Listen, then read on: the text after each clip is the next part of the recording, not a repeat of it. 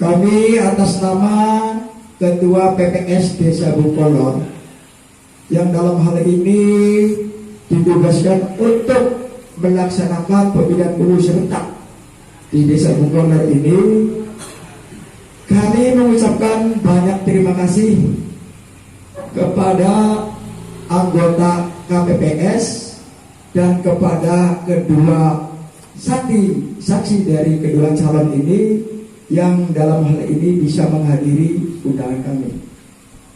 Baiklah para bapak, ibu serta hadirin sekalian, tadi apa yang dikatakan oleh Pak Haji Tamjid sebagai pemandu acara itu memang benar,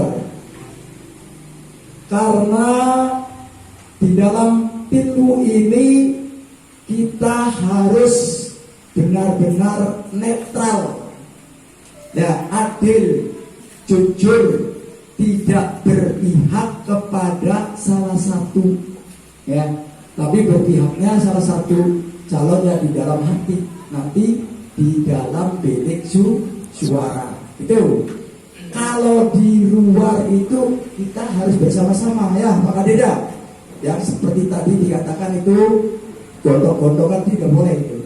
Pokoknya aman, tertib, nyaman, kira-kira berjalan dengan lancar. Pak, biasanya di baiklah kalau bapak ibu sekalian sekalian, karena waktunya bermalam, jadi langsung saja kepada materi yang akan dilakukan oleh KPPS.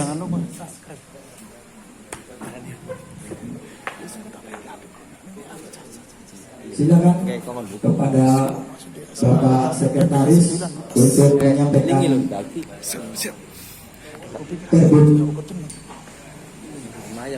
Baik, terima kasih. Mohon izin untuk semuanya. Assalamualaikum warahmatullahi wabarakatuh. Waalaikumsalam. Langsung saja saya hanya menyampaikan hasil dari isi perbuk ya mengenai pemungutan suara. Baik, langsung saya bacakan. Pemungutan suara dilaksanakan secara langsung, umum, bebas, rahasia, jujur, adil di TPS masing-masing. Penduduk desa yang telah ditetapkan dalam DPT hadir secara pribadi untuk melaksanakan haknya dalam pemilihan dan tidak boleh mewakilkan kepada siapapun dengan alasan apapun. Kita bersama-sama dipahami ya. Ini hanya semacamnya masukan. Pemungutan suara dengan mencoblos surat suara. Setiap pemilih hanya memberikan satu suara. KPPS berhak menolak pemberian suara yang diwakilkan dengan dalih atau alasan apapun. Saksi calon menyerahkan surat mandat dari calon paling lambat 2 hari sebelum pemungutan suara kepada KPPS. Mengenai hal ini, kebetulan untuk surat mandat saksi dari nomor 1 sudah nyampe ke KPPS. Oleh karena itu, bagi calon nomor 2, mangga kami tunggu. Ada sama Pak Asus. Oke, makasih. Mengenai surat mandat sudah sampai semua berarti ya. Lanjut. Mandat. Pemungutan suara dimulai pukul 8 waktu Indonesia Barat sampai dengan pukul 14.00 waktu Indonesia Barat.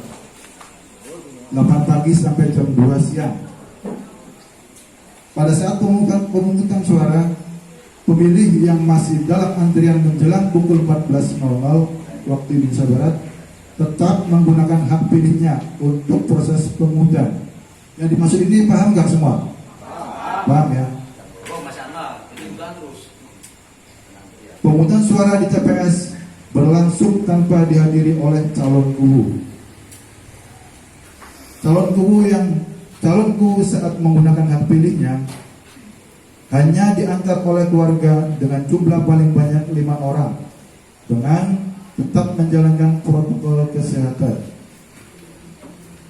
Bila calon kubu lebih dari 1 orang berada di TPS yang sama, maka KPPS agar mengatur waktu pada saat calon kubu akan menggunakan hak pilihnya. Kebetulan di Desa Bengkolor untuk calon nomor urut 1 di TPS 5. Untuk calon nomor urut 2 ada di TPS 3. Nanti bagi KPPS yang berasal di TPS 5 dan TPS 3, minta koordinasi apabila calon mau mencoblos, terutama saksi ya. Saksi ini yang ngambil sikap mengenai hal ini. Selanjutnya, calon yang meninggal dunia dan calon yang mengundurkan diri, maka tanda pengenal atau tanda gambarnya tetap diikut sertakan dalam pemilihan, namun perolehan suaranya dinyatakan gugur. Pelaksanaan pemungutan suara. Pemungutan suara diawali dengan kegiatan 1. Ketua KPPS membacakan tata tertib proses pemungutan suara.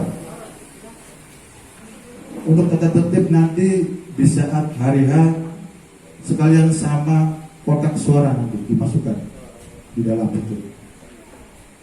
Lanjut, 2. Membuka kotak suara diperlihatkan kepada pemilih dan saksi calon bahwa kotak suara dalam kondisi kosong, menutup kembali, mengunci dan meletakkan ke tempatnya.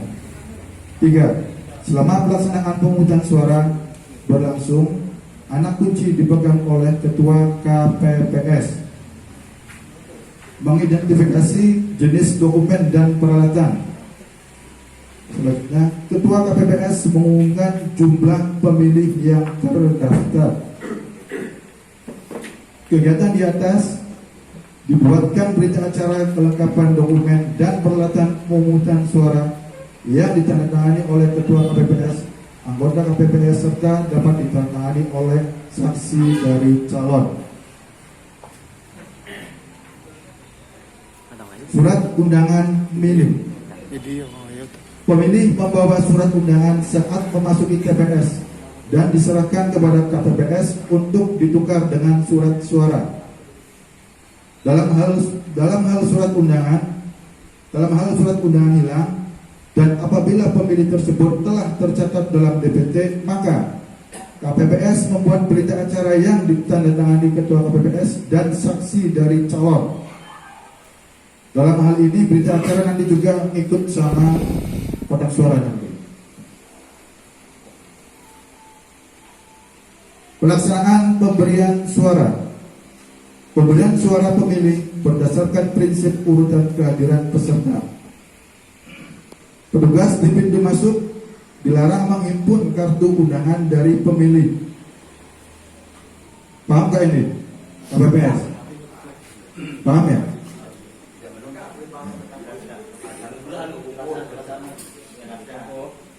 Yang dimaksud petugas di pintu masuk dilarang menghimpun kartu undangan dari pemilih.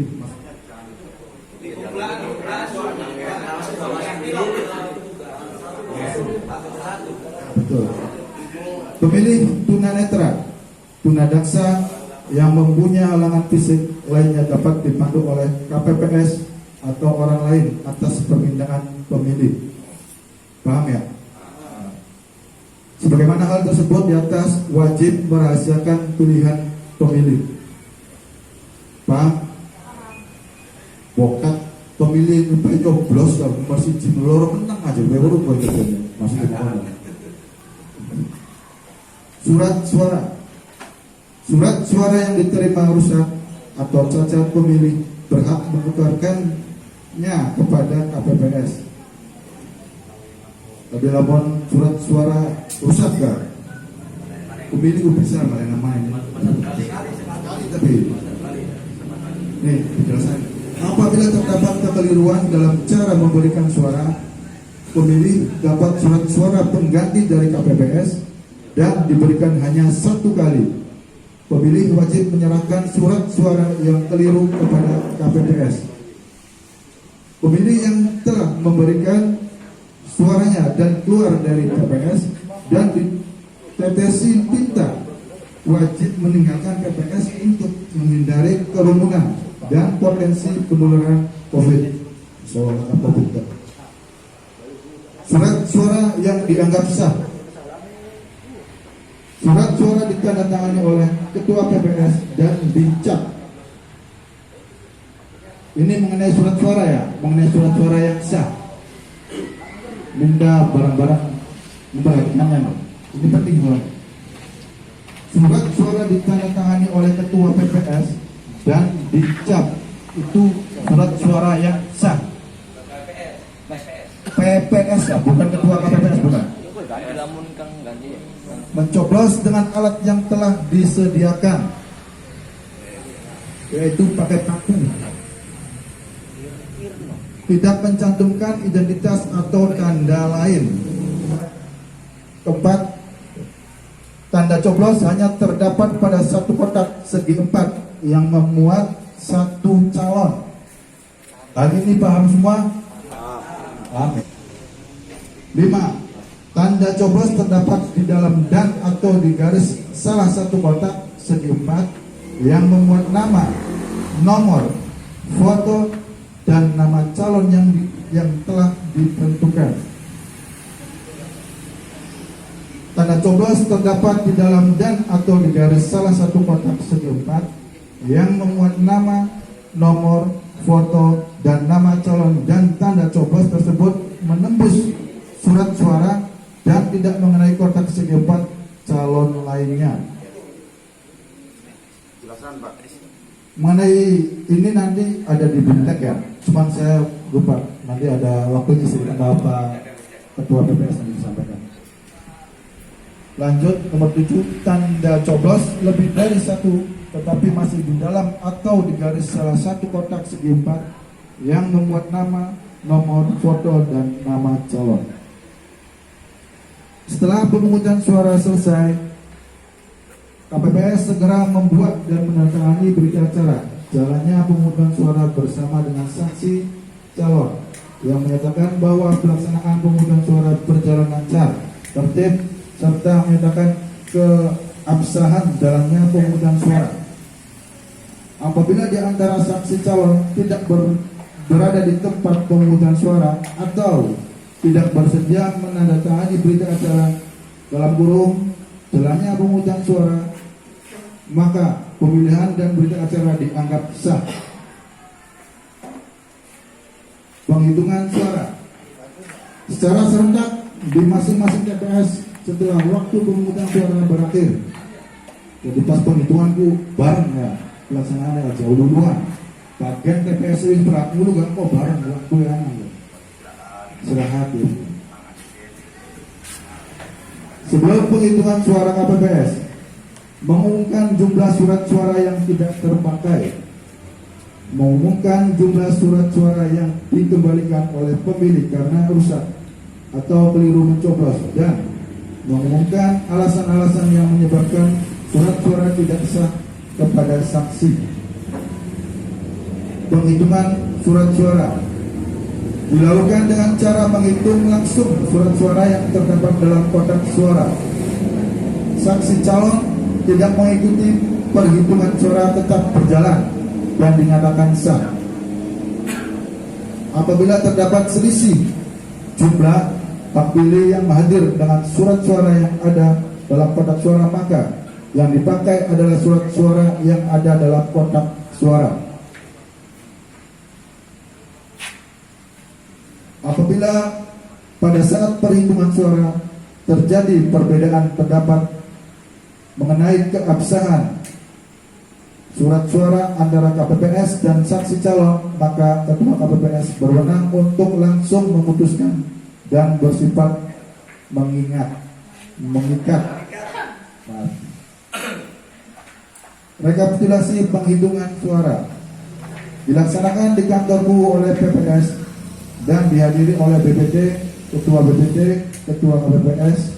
Setiap PPS dan saksi calon serta dapat dihadiri tim UAS kecamatan dan Satgas COVID-19.